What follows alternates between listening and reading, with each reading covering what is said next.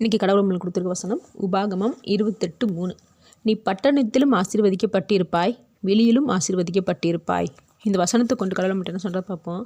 நம்ம எல்லா இடத்துலையும் எல்லார் முன்னாடியும் ஆசீர்வாதமாக வாழணும்னா உபாகமம் 28ல் முந்தின வசனத்தில் பார்த்தோம்னா தேவன் சொல்கிறாரு, என் வார்த்தைக்கு செவி கொடுத்தால் எல்லா இடத்திலும் ஆசீர்வதிக்கப்பட்டிருப்பாய்ன்னு சொல்கிறாரு.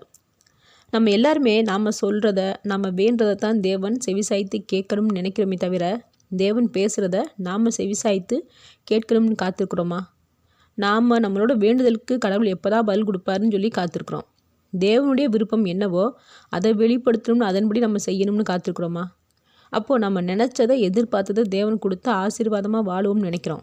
ஆனால் தேவனுடைய விருப்பத்துக்கு செவி கொடுத்து அதன்படி நம்ம நடக்கும்போது தான் நிரந்தரமான ஆசீர்வாதத்தோடு நம்ம வாழ முடியும்.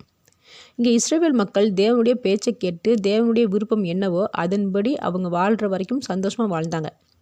எப்போ அவங்களா முடிவெடுக்க ஆரம்பித்தாங்களோ அதில் இருந்து பிரச்சனைகளை தான் அவங்க சந்தித்தாங்க. அவங்களுக்குன்னு ஒரு ராஜாவை வேண்டும்னு கேட்ட போதுலேருந்து ஆரம்பித்த பிரச்சனை தொடர்ந்துக்கிட்டே இருந்துச்சு. அப்போ தேவனுடைய விருப்பம் என்னவோ அதன்படி செயல்பட்டால் தான் நம்மளுக்கு நிரந்தரமான ஆசீர்வாதம். ஆமேன்.